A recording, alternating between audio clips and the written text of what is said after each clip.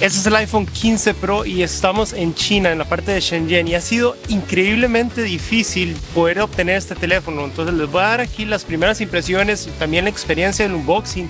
Pero es que de verdad yo pasé 11 horas desde que salió el anuncio en la página de Apple para intentar comprarlo y encontré este en Asia. Ojo, en Asia. Yo busqué por muchísimos países. Entonces lo que hice fue tomar un vuelo desde Alemania hasta Corea, cambié aviones, me fui hasta China y después un tren bala hasta Hong Kong y por fin pude recoger este teléfono. Valga decir que yo tenía cita en la Apple Store y cuando yo llegué estaba tan lleno de gente. Qué increíble la cantidad de gente y toda la parte de inmigración. Pero bueno, es una locura venir hasta aquí a recoger un iPhone. O sea, por favor, crucé medio planeta para llegar aquí. Después, bueno, utilizar el teléfono un poquito, ¿verdad? En las afueras, hacer algunas fotos y tal.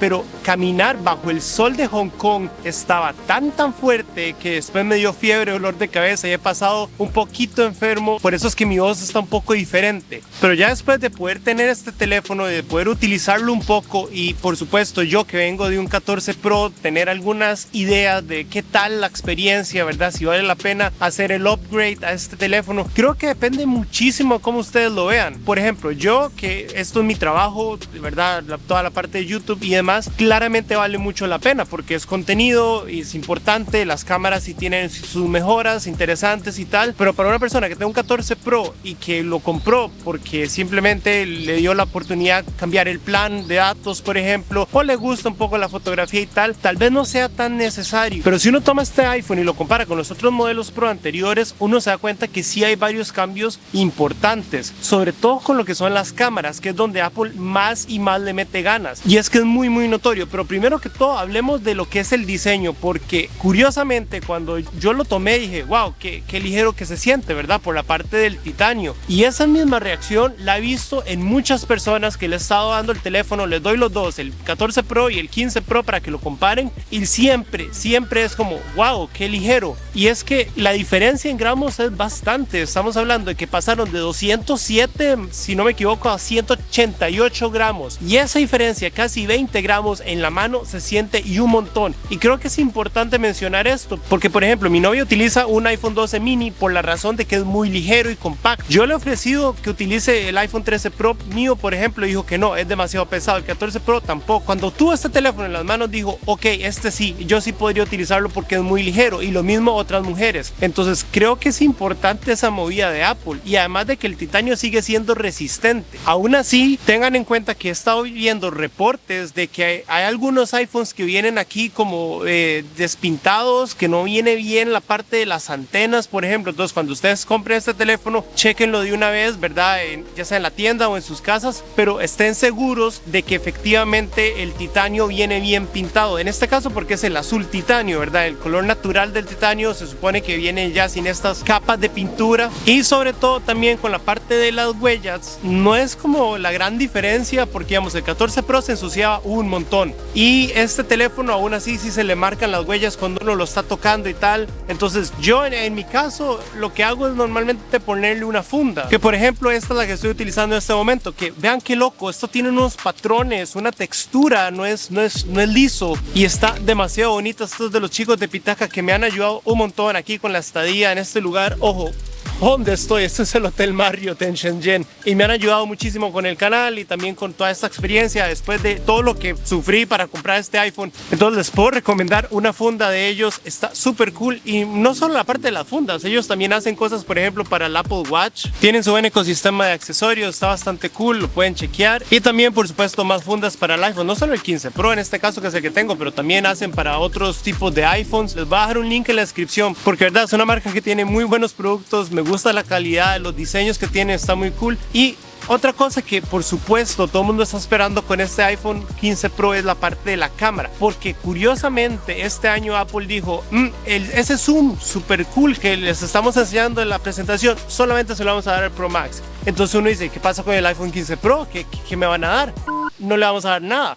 Les vamos a dejar el mismo zoom que teníamos con el 14 Pro y literalmente es el mismo sensor. Es decir, las cámaras que este 14 Pro trae son exactamente las mismas que tenemos en este 15 Pro, pero hay una diferencia, es el software. El procesamiento de la foto cambia bastante y he estado haciendo un montón de fotos aquí en Shenzhen, que tiene unos edificios impresionantes, súper linda ciudad, y me he dado cuenta de algo muy interesante. De noche es muy notorio el cambio que hay en la reducción del ruido. De verdad, cuando uno hace la foto y uno hace zoom, uno ve que el procesador le está limpiando la foto. No es perfecto, ahí la inteligencia artificial de Apple a veces falla un poquito, pero ciertamente se nota. Y para mí eso sí es importante porque es algo que yo hago, ¿verdad? Como mi trabajo. Entonces, tener una cámara que es buena, aunque sea el mismo sensor, pero que el procesamiento de toda la imagen sea más avanzado, está bastante cool. Bueno, y hay algo importante, que es que Apple en su presentación hablaba de 7 cámaras. Esto es meramente marketing porque ustedes ven 3. ¿Qué es lo que pasa? Que es que nosotros tenemos el lente ultra gran angular, que es un lente ultra gran angular plus un lente macro. Entonces ahí tenemos dos. Tenemos el lente normal principal de 48 megapíxeles, que es a 24 milímetros, pero si uno hace un poquito de zoom, hace 28 milímetros, otro poquito de zoom, son 35 milímetros. Entonces uno puede ir ya contando 3 más. Y después tenemos el por 2, que es de 48 milímetros, y el zoom óptico, que son ya los 77 milímetros. Pero esto es un poco, ¿verdad?, marketing, pero suena muy bonito decir el iPhone tiene 7 cámaras aquí en la parte de atrás. Yo de verdad no he notado algo como que cambie lo que es la distancia focal, porque en fotografía cuando uno tiene un lente y uno va haciendo el zoom y bueno, los lentes de las cámaras son muchísimo más grandes, obviamente, porque la forma en que se comprime la persona con el fondo y cómo se distorsiona la imagen es muy diferente con un lente. Por ejemplo, este que yo estoy utilizando, ojo cómo cambia toda esta parte del fondo cuando yo hago el zoom. Eso no sucede en el iPhone. Cuando yo hago el zoom con la cámara principal y voy de 24 milímetros a 28 milímetros y después 35 milímetros, que eso equivale literalmente a 1x, 1.2x, 1.4x, uno no ve este efecto, ¿verdad?, que se va comprimiendo todo el fondo y demás. Es meramente digital, está recortando la foto, ¿verdad?, los 48 megapíxeles, y se le hace un zoom y ya está. Así que en este caso para mí eso es meramente marketing, pero ojo, no es que por eso sea una mala cámara, es que hay que, ¿verdad?, reconocer lo bueno, pero también hay que criticar un poco a veces lo que no es tan increíble. En dado caso, es importante mencionar que las fotos ahora, actualmente, cuando ustedes la hacen de forma por defecto, es a 24 megapíxeles, y eso está bastante cool, porque las fotos normales de los iPhones 14 Pro eran a 12 megapíxeles, aunque ustedes tengan 48, eso no implica que ustedes van a usar toda la resolución, y eso hay gente que a veces no lo sabe. Entonces es importante mencionarlo. No importa que ustedes tengan aquí un montón de resolución, el iPhone por defecto va a recortar un poco para que las fotos no sean tan pesadas, y por supuesto le pasa un poco de procesamiento de software propio de la aplicación de cámara y demás. Yo personalmente prefiero usarla en modo RAW, que es básicamente aprovechar el sensor al full, ¿verdad?, los 48 megapíxeles, y después uno los puede cambiar los colores, las altas luces, las puede manejar de una mejor forma, y las fotos se ven impresionantes porque claro, estoy agarrando toda la resolución y yo puedo editarla como me da la gana, y eso a mí me gusta bastante. En términos prácticos no es tan bueno por el hecho de que hay que estar encendiendo la foto en modo 48 megapíxeles y después quitarla cuando uno no la necesita y tal, pero es muy bueno tener esa opción. Uno simplemente se va a la parte de los ajustes y después uno busca, ¿verdad?, en lo que es la cámara, en los formatos, y ahí uno puede elegir si uno quiere que por defecto tome fotos a 12 megapíxeles o a 24 megapíxeles, y si uno quiere poder utilizar, ¿verdad?, el ProRAW Max, que es el modo que Apple le puso para poder tener los 48 full resolución. Otras cosas que me han parecido interesantes es con la parte del video, que es que uno puede grabar en log, que esto es un formato que se utiliza mucho en cámaras y tal. Es básicamente sin color, es muy plano toda la imagen, sin la saturación, sin los contrastes y tal, y ya después uno en postproducción le va administrando las capas de colores. Eso es muy común con la industria de cine, pero no con iPhone, y ahora lo tenemos, y eso obviamente habilita un montón de cosas porque conserva más los colores, más el rango dinámico, se ven más profesionales los videos. El problema es que pesan un montón esos archivos, y pues yo no lo utilizaría para YouTube porque es demasiado pesado y yo hago videos cada semana y se me va a llenar el almacenamiento. Pero valga decir que está muy interesante que el iPhone sea capaz de tener esto, y además de que le podemos conectar el disco externo para poder guardar todo ese montón de información en el disco directamente, todo ese montón de archivos de video, y eso me parece bastante cool.